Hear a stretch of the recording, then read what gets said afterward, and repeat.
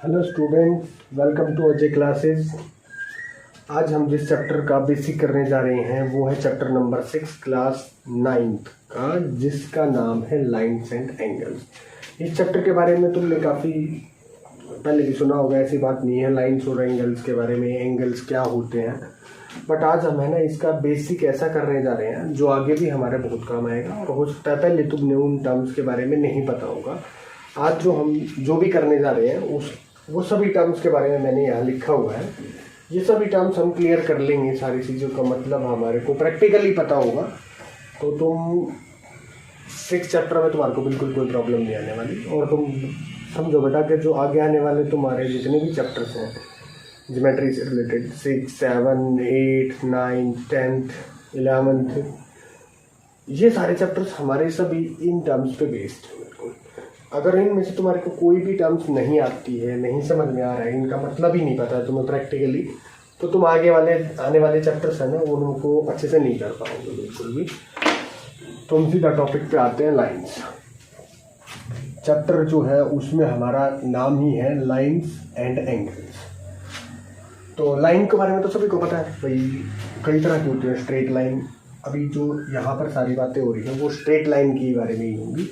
अब लाइन में line segment, रे, बहुत छोटे क्लासेस में बताया हमारे को। लाइन सेगमेंट जिसमें 2 एंड पॉइंट होते हैं जिस लाइन के, वो लाइन सेगमेंट होता है, ए और बी। और जिसमें एक ही एंड पॉइंट होता है, ऐसे ये चल रहा होता है, ये होती है रे। तो बहुत छोटी सी बात है, तुम्हें आगे से पता लग जाएगा, इसमें पता ही होगा तुम्हारे को इस बारे में। और अब आगे है एंगल। एंगल क्या होता है? जब 2 रे एक पॉइंट पर कनेक्ट हो जाती है जो उनका, तो ये वाले जो चीज़ें होते हैं ना, ये एंगल होता है। और जो ये वाला पॉइंट होता है ना, ये होता है वर्टेक्स। और ये जो इसकी ये होती है 2 आर्म, एक आर्म ये है और एक आर्म ये है। आर्म इसको मान लो ये ए है तो ए बी आर्म हो गई, और ये ए सी आर्म। बहुत छोटी छोटी चीज़ें हैं। कई बार है ना बच्चों को इन छोटी छोटी चीज़ों का मतलब भी पता नहीं होता। वर्टेक्स क्या होता है, यहाँ पर आर्म क्या होता है। हमारा एंगल जो है ना 2 रेज से मिल करके बनता है। अब एंगल कितने तरह के होते हैं? एंगल हमारे, तुम थोड़ा सा प्रैक्टिकली करके देखो बेटा, समझो। मान लो ये 2 आर्म है हमारी, ये इनसे मिलके ऐसे एंगल बनता है, ऐसे ऐसे ऐसे ऐसे ऐसे। तो ये समझो हम यहाँ से स्टार्ट हो रहे हैं 0 डिग्री से, और 0 डिग्री से जैसे ही हम आगे स्टार्ट हो रहे हैं, ये यहाँ तक प्रॉपर जब यहाँ तक आएगा तो ये है हमारा 90 डिग्री तक। तो ये 0 से लेकर के 0 डिग्री से स्टार्ट होकर के, और जो ये 90 डिग्री तक बीच में जितने भी ये एंगल्स है ना, they all are acute angle. Acute angle. यहाँ पर तुम जो 90 डिग्री वाला है उसको हम बोलते हैं राइट एंगल। इसके बाद जो हमारा ये वर्टेक्स है, यहाँ पर क्या है? वर्टेक्स। यहाँ से जब आगे जो हमारी ये आगे होती जाएगी, तो जहाँ तक ये बिल्कुल स्ट्रेट लाइन बनाएगी यहाँ तक, ये होता है 180 डिग्री। यहाँ से 90 से लेकर के 180 तक जितने भी एंगल्स होते हैं वो सब होते हैं ऑब्ट्यूज एंगल। और जो ये 90 डिग्री वाला एंगल होता है इसे बोलते हैं हम स्ट्रेट एंगल। और इससे आगे 180 से लेकर के और 360 डिग्री तक जो कंप्लीट हमारे ये हैं, यहाँ तक 180 से लेकर के 360 डिग्री तक, ये यहाँ पर 0 है, फिर कंप्लीट रेवोल्यूशन हो गया तो ये 360 डिग्री है। ये पूरा एक कंप्लीट यहाँ से यहाँ तक जो बन रहा है, ये जितने भी एंगल हैं ये हैं हमारे रिफ्लेक्स है। तो अब इसमें थोड़ा सा बस प्रैक्टिकली सीखने की ज़रूरत है, रट्टे मारने की ज़रूरत नहीं है। बच्चे रट्टे मार रहते हैं, क्यूट है 0 से 90, 90 से 80। थोड़ा सा अपने दिमाग में ना ये सर्कल सा बना लो। अभी ये है ना, यहाँ से 0 से ये 90 तक जितने हैं हमारे, ये हैं एक्यूट एंगल, और प्रॉपर 90 वाला राइट एंगल। उसके बाद ये ऐसे यहाँ से यहाँ तक जब कंप्लीट स्ट्रेट लाइन बनेगी तो राइट एंगल से लेकर के और 180 डिग्री तक जितने भी एंगल्स हैं हमारे, वो हैं हमारे ऑब्ट्यूस एंगल। और जिससे स्ट्रेट लाइन बनती है बिल्कुल एकदम, वो होता है 180 डिग्री, जिसे हम बोलते हैं स्ट्रेट एंगल। और उसके बाद ये यहाँ से पूरा कंप्लीट जो है ये 180 से लेकर के 360 तक जितने भी एंगल्स बन रहे हैं, ये हैं हमारे रिफ्लेक्स एंगल।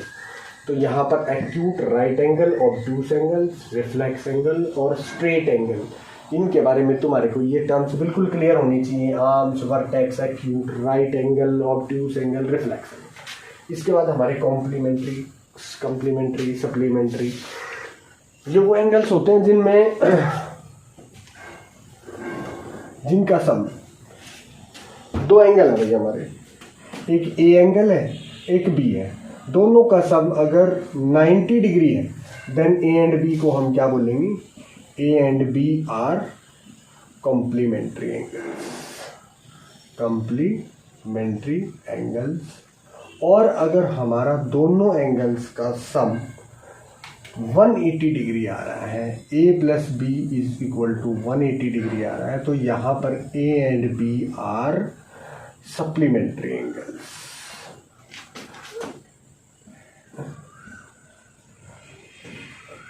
बहुत आराम से तुम्हारे को पता लग रहा होगा।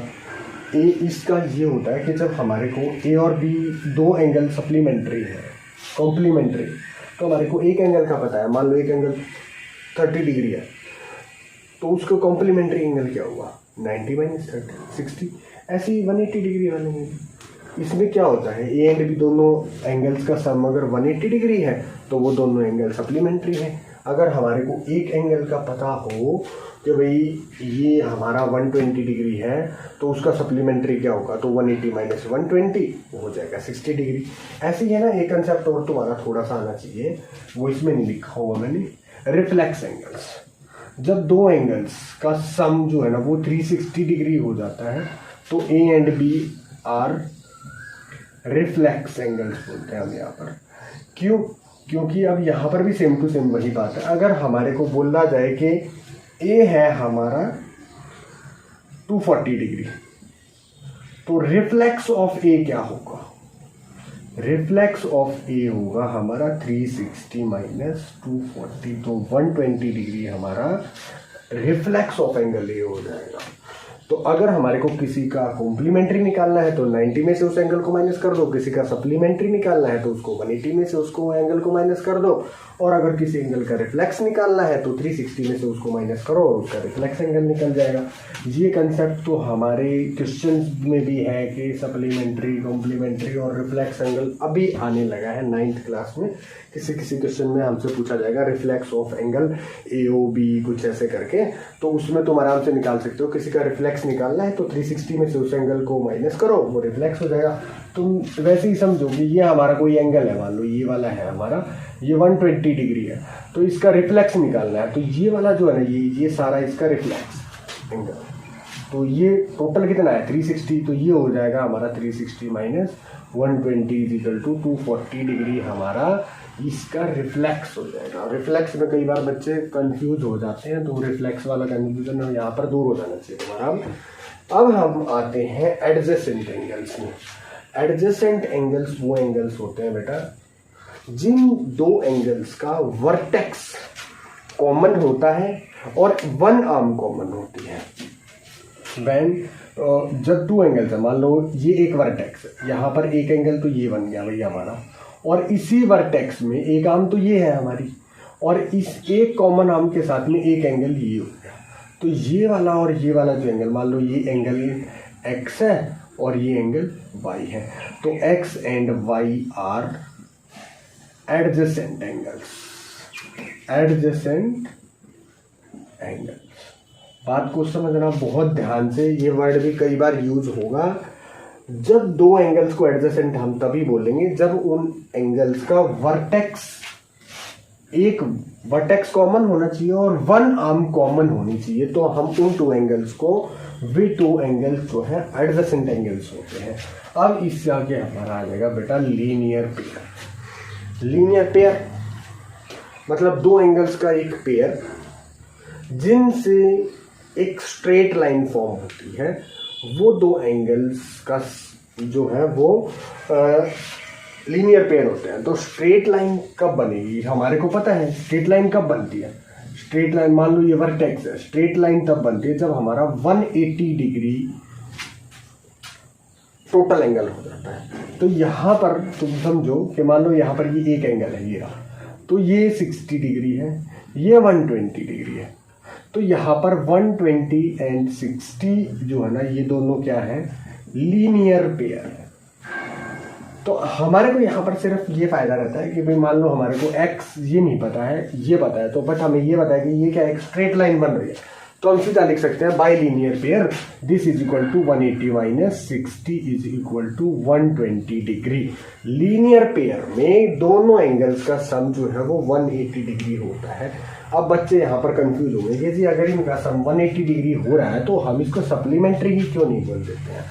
बेटा लीनियर पेयर और सप्लीमेंट्री में खास डिफरेंस ये होता है कि लीनियर पेयर के दोनों एंगल्स जो है ना उनका सम 180 डिग्री तो होता ही है, बट साथ में वो जो है ना एडजेसेंट एंगल्स होते हैं। A and B are adjacent angles. अब जो सप्लीमेंट्री एंगल्स होते हैं उनमें दोनों का सम 180 डिग्री तो होता है, बट ये जरूरी नहीं है कि वो दोनों एडजेसेंट हो। मान लो एक एंगल ये हमारा यहाँ पर हो गया 120 डिग्री और एक हमारा अलग से हो गया ये 60 डिग्री।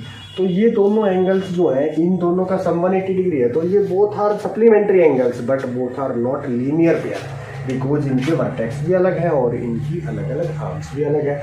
तो हमारा लीनियर पेयर में दोनों एंगल्स का सम 180 डिग्री होने के साथ साथ वो दोनों एंगल एडजेसेंट एंगल्स भी होने जरूरी होते हैं। इसीलिए लीनियर पेयर हम उन्हें बोलते हैं जिन दोनों से मिल करके एंगल से दो एंगल से मिलके एक स्ट्रेट लाइन फॉर्म हो जाती है बिकॉज वो एडजेसेंट एंगल्स हैं। अब इससे आगे हमारा आ जाएंगे वर्टिकली अपोजिट एंगल्स। जब दो लाइन आपस में इंटरसेक्ट करती है ना, ये वाली लाइन मान लो एक ये गई हुई है और एक हमारी लाइन ये गई हुई है और यहाँ पर ये दोनों लाइन आपस में इंटरसेक्ट करते हैं, स्ट्रेट लाइन होनी चाहिए। तो ये वाला एंगल जो है ना ये इसके वर्टिकली अपोजिट एंगल होता है और ये वाला एंगल जो है ये इसके वर्टिकली अपोजिट होता है। और vertical opposite angle straight line के ऑलवेज इक्वल होते हैं। वर्टिकल अपोजिट एंगल बहुत ईजी है, तुम्हारे को समझ में आ गया होगा। अब हम इससे आगे चलते हैं इसके बेसिक में। एक अब जो मेजर और बहुत छोटा सा कंसेप्ट है जिसके बाद है ना तुम्हारा 6 चैप्टर का बेसिक बिल्कुल क्लियर हो जाएगा। आगे क्वेश्चंस करने में तुम्हारे को कोई प्रॉब्लम नहीं आएगी। हम यहाँ पर लेते हैं दो पैरेलल लाइंस, एक पैरेलल लाइन हमारी ये आ गई और दूसरी पैरेलल हमारी ये आ गई और इसको बोलते हैं, और यहाँ से एक लाइन पास करवाते हैं स्ट्रेट जो दोनों को इंटरसेक्ट करके जा रही है। इस लाइन को बोलते हैं हम ट्रांसवर्सल। ट्रांसवर्सल, ध्यान रखना इस वर्ड को बार बार यूज होएगा। जब दो स्ट्रेट लाइन को एक ही लाइन कट करके निकलती है उस स्ट्रेट लाइन को हम ट्रांसवर्सल बोलते हैं। अब ट्रांसवर्सल में से हमारे को कुछ नए एंगल्स के नाम निकल के आएंगे। कॉरस्पॉन्डिंग एंगल, सबसे पहले कॉरस्पॉन्डिंग एंगल्स को समझो तुम। ये वाला एंगल जो है वो इसके कॉरस्पॉन्डिंग हो जाएगा। इसको ऐसे भी समझो तुम, मान लो हमारा ये एफ है यहाँ पर, ये रहा, तो ये वाला एंगल और ये वाला एंगल, ये दोनों एंगल है ना कॉरस्पॉन्डिंग एंगल्स होते हैं। तुम इस बात को थोड़ा सा अगर यहाँ पर कंफ्यूज हो जाओ तो एफ बना के देख लेना, इसमें ये दोनों एंगल एक दूसरे के कॉरस्पॉन्डिंग होते हैं। तो कॉरस्पॉन्डिंग एंगल जी इसके कॉरस्पॉन्डिंग हो गया, ये वाला एंगल जो है वो इसके कॉरस्पॉन्डिंग हो गया है, हमारा ये एंगल जो है वो इसके कॉरस्पॉन्डिंग हो गया है, ये वाला एंगल इसके कॉरस्पॉन्डिंग हो गया है। तो जितने भी कॉरस्पॉन्डिंग एंगल्स होते हैं वो एक दूसरे के इक्वल होते हैं। और यहाँ पर वर्टिकल अपोजिट तो बहुत सारे हैं ही, तुम्हें पता है, ये इसके वर्टिकल अपोजिट, ये इसके, ये इसके, ये इसके। तो कॉरस्पॉन्डिंग एंगल्स होते हैं जो वो इक्वल होते हैं। जब दो पैरेलल लाइंस में से एक ट्रांसवर्सल जाती है तो वो दोनों के कॉरस्पॉन्डिंग एंगल्स इक्वल होते हैं। फिर कॉरस्पॉन्डिंग एंगल्स अब तुम्हारा क्लियर हो गया होगा। इसके आगे अब हम चलते हैं ऑल्टरनेट इंटीरियर एंगल्स। उससे पहले तुम्हारे को एक चीज़ और कंफर्म होनी चाहिए यहाँ पर। ऑल्टरनेट इंटीरियर से पहले तुम्हें यही पता होना चाहिए इंटीरियर और एक्सटीरियर का मतलब यहाँ पर क्या है बेटा। जो ये दोनों लाइंस हैं इनके अंदर वाली साइड की एंगल्स को हम इंटीरियर एंगल्स बोलते हैं और बाहर वाले एंगल्स को हम एक्सटीरियर एंगल बोलते हैं। और ऑल्टरनेट इंटीरियर का मतलब ये है बेटा, ऑल्टरनेट मतलब एक ये वाला और इसके दूसरी तरफ वाला एक और इंटीरियर, मतलब ऑल्टरनेट, सेम साइड वाले इंटीरियर नहीं, ऑल्टरनेट साइड वाले इंटीरियर, तो वो हो गए हमारे ऑल्टरनेट इंटीरियर एंगल्स। तो यहाँ पर ये वाला एंगल हमारा इस वाले एंगल के ऑल्टरनेट इंटीरियर हो गया, और ऑल्टरनेट इंटीरियर एंगल्स भी इक्वल होते हैं ऑलवेज जब हमारी दो लाइंस पैरेलल होती हैं। तो हम यहाँ पर अगर ये दो एंगल्स हमारे alternate interior angles are equal, so these two lines are parallel, और अगर ये दोनों लाइन पैरेलल गिवन है तो these two alternate interior angles are equal. दोनों तरह से हम इसमें क्वेश्चंस कर पाएंगे अगर हमारे को ऑल्टरनेट इंटीरियर एंगल्स का पता है। ऑल्टरनेट इंटीरियर सिर्फ यही नहीं, ये भी इसके ऑल्टरनेट इंटीरियर हो सकता है, और ऑल्टरनेट एक्सटीरियर भी होते हैं, बट वो कंसेप्ट हमारा अभी यहाँ पर कहीं पर भी यूज़ नहीं हो रहा है। तो तुम ध्यान रखो, ऑल्टरनेट इंटीरियर मतलब अंदर की साइड वाले ऑल्टरनेट साइड के, एक ये वाला और एक ये वाला, ये हो गए हमारे ऑल्टरनेट इंटीरियर। अब इसके बाद आते हैं बेटा को इंटीरियर एंगल्स। देखो ऑल्टरनेट इंटीरियर भी हो गया हमारा, कोरस्पॉन्डिंग भी हो गया, वर्टिकल अपोजिट भी हो गया, लास्ट में हमारा बच गया को इंटीरियर एंगल्स। को इंटीरियर एंगल्स वो एंगल्स होते हैं जो इंटीरियर तो होते हैं बट दोनों सेम साइड के होते हैं। सेम साइड के इंटीरियर एंगल्स को हम को इंटीरियर एंगल्स बोलते हैं। मान लो ये ए है, ये एक्स है और ये वाई है, तो को इंटीरियर एंगल्स का सम ऑलवेज 180 डिग्री होता है अगर ये दोनों लाइंस पैरेलल हो तो जैसे हम यहाँ पर लेते हैं भाई पैरेललोग्राम जो होता है ना, पैरेललोग्राम में किसी भी सेम साइड पे दो एंगल्स ले लो तुम, ये वाला और ये वाला एंगल, इन दोनों का सम 180 डिग्री होता है because these two angles are co-interior angles. ये वाला एंगल और ये वाला एंगल का सम भी 180 डिग्री होता है बिकॉज दे आर को इंटीरियर। इस वाले एंगल के और इस वाले एंगल का भी सम 180 डिग्री होता है बिकॉज सेम साइड के दोनों एंगल्स इसमें को इंटीरियर एंगल्स हैं। ये दोनों साइड चले जाएंगे यहाँ, ये भी सेम एक ही साइड के इंटीरियर हो गए तो को इंटीरियर हो गए, ये पैरेलल लाइन चलेगी तो ये भी को इंटीरियर हो गए। सेम वही है यहाँ पर, को इंटीरियर एंगल वो एंगल होते हैं जो सेम साइड के इंटीरियर एंगल्स होते हैं, और ऑल्टरनेट साइड के इंटीरियर्स जो होते हैं ऑल्टरनेट इंटीरियर होते हैं। ऑल्टरनेट इंटीरियर एंगल्स जो है वो इक्वल होते हैं, और जो को इंटीरियर एंगल्स होते हैं उनका सम 180 डिग्री होता है। ये हमारा 6 चैप्टर का बेसिक है। मैं यहाँ पर तुम्हें कोई क्वेश्चन नहीं करवा रहा हूँ, क्वेश्चंस तुम खुद कर सकते हो अपने टीचर्स वगैरह की हेल्प से, बट ये बेसिक जो है ना, इसमें मैं देख रहा था बहुत सारे बच्चों को ये जो वर्ड्स मैंने लिखे हुए हैं, टर्म्स जो मैंने यहाँ लिखी हुई हैं, इन टर्म्स के प्रैक्टिकल मतलब ही नहीं पता था कि भाई ये होते क्या। और जब तक तुम इन चीज़ों को प्रैक्टिकली नहीं समझोगे बेटा, तब तक तुम्हारा ये कोई क्वेश्चन जो है ना वो हो नहीं पाएगा, बिल्कुल भी भूल जाओगे, रट्टे मारोगे भूल जाओगे। तो बेसिकली उन सभी चीज़ों को प्रैक्टिकल सीखो और प्रैक्टिकली करो, तुम्हारे क्वेश्चन सभी इजीली सॉल्व होते चले जाएंगे। बहुत इजी चैप्टर है 6 चैप्टर। चलो ठीक है भाई, थैंक यू।